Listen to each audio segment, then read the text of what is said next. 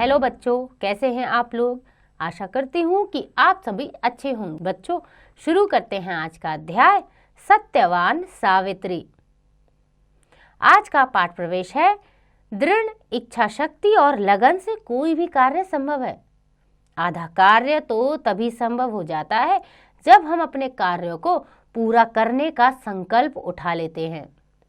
इस पौराणिक कहानी के माध्यम से छात्र छात्राओं को यही समझाने का प्रयास किया गया है।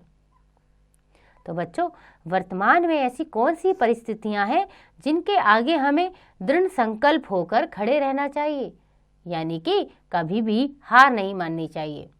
तो ऐसी कोई आपके सामने परिस्थिति है तो उसे दिए गए स्थान पे जरूर लिखिएगा। आइए शुरू करते हैं आज का पाठ सत्यवान सावित्री। भारतवर्ष में प्राचीन काल में अश्वपति नामक राजा हुए। उनकी पुत्री का नाम सावित्री था। उसने राजा द्युम्नसेन के पुत्र सत्यवान को अपने पति के रूप में चुना। बाद में पंडितों द्वारा पता चला कि सत्यवान की उम्र बहुत कम है, वह 1 साल से अधिक जीवित नहीं रहेगा। पिता बेटी के भविष्य को लेकर चिंतित हो गए। उन्होंने पुत्री को बहुत समझाया, लेकिन सावित्री के हट के आगे उन्हें झुकना पड़ा। यानी कि सावित्री की जिद थी कि वह उन्हीं को अपना पति मानेंगी। सावित्री और सत्यवान का विवाह हो गया। उनका वैवाहिक जीवन बहुत सुखी था। वह सास, ससुर और पति की सेवा में जुट गई। सावित्री प्रतिदिन भगवान से अपने पति के दीर्घ आयु यानी लंबी आयु के होने की प्रार्थना कर। देखते देखते सत्यवान के जीवन का आखिरी दिन भी आ पहुंचा। सत्यवान लकड़ी काटने के लिए जंगल जाने को तैयार हुआ तो सावित्री बोली, मैं भी आपके साथ चलूंगी। मना करने पर भी जब सावित्री नहीं मानी तो वह उसे भी अपने साथ जंगल में ले गया। वहां पहुंचकर वह एक पेड़ पर चढ़कर लकड़ी काटने लगा। कुल्हाड़ी चलाते चलाते अचानक सत्यवान ने अपना सिर पकड़ लिया। उसे चक्कर सा आने लगा। वह पेड़ से उतरकर पत्नी के पास आया। ओह, कितनी भयानक पीड़ा हो रही है सिर में। इतना कहकर वह बेहोश होकर गिर पड़ा। सावित्री ने तुरंत पति का सिर अपनी गोद में रख लिया और रोने लगी।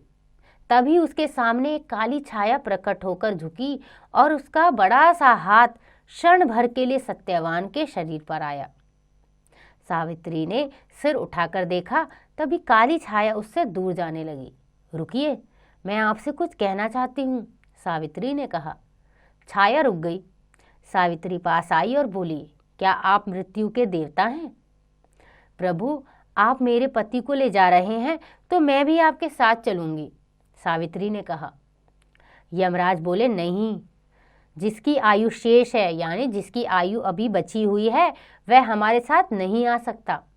सावित्री, तुम वापस चली जाओ, मेरा पीछा मत करो, ऐसा यमराज ने बोला। लेकिन सावित्री यमराज के पीछे पीछे चलती रही।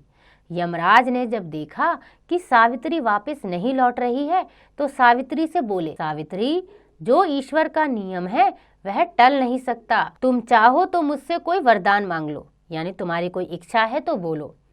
सत्यवान के जीवन को छोड़कर कुछ भी मांग लो, मैं तुम्हें अवश्य दूंगा, ऐसा सावित्री को यमराज ने बोला। सावित्री ने कुछ सोचा और बोली, अच्छी बात है, आप तो जानते ही हैं कि मेरे ससुर का राज्य धोखे से छीन लिया गया है। मैं चाहती हूँ कि वह उन्हें वापस मिल जाए। तथास्तु, कहकर यमराज आगे बढ़ गए। कुछ दूर जाने पर उन्होंने पीछे मुड़कर देखा कि सावित्री अभी भी पीछे चली आ रही है। यमराज ने कहा, तुम चाहती क्या हो? यदि अपने पति का जीवन चाहती हो तो इसका विचार त्याग दो, क्योंकि यह संभव नहीं है। यम ना तो अपना वचन तोड़ता है और ना ही किसी का जीवन लौटाता है। अच्छा, तो मुझसे एक वरदान लो और मांग लो तथा मेरा पीछा करना छोड़ दो। सावित्री कुछ क्षण रुककर बोली, मेरे ससुर का राज्य तो आपने लौटा दिया, लेकिन एक अंधा आदमी राज्य लेकर क्या करेगा? यमराज मुस्कुराकर बोले, तुम्हारे ससुर की आंखें बिल्कुल ठीक हो जाएंगी। यह कहकर यमराज चलने लगे तो सावित्री ने फिर कहा, प्रभु, अपने पिता और ससुर के राज्यों की उत्तराधिकारिणी मैं ही हूँ।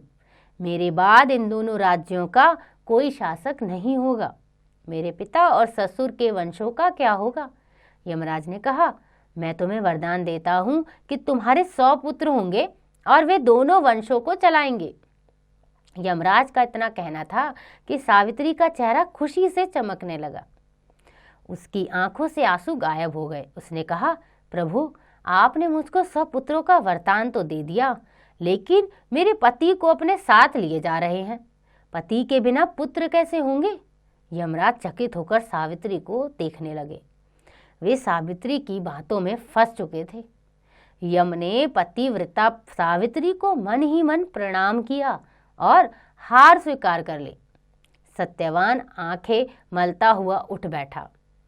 यमराज ने जो जो वरदान सावित्री को दिए थे सब पूरे हुए। सावित्री ने अपने दृढ़ संकल्प से असंभव को भी संभव बना दिया। तो बच्चों, देखा आपने किस प्रकार एक स्त्री सावित्री ने अपने पति की जान बचाई।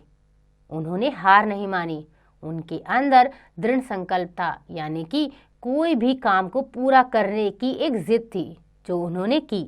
और यमराज उनके पति को ले जा रहे थे, फिर भी नहीं ले जा पाए, और जो उनका पूरा का पूरा शासन छीन लिया गया था वह भी वापस आ गया।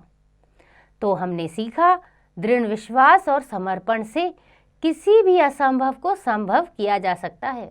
अतः कभी भी निराश नहीं होना चाहिए, अपने मन में विश्वास रखना चाहिए। आशा करती हूँ कि आपको यह अध्याय समझ आ गया होगा। इसका अभ्यास आप स्वयं कीजिएगा।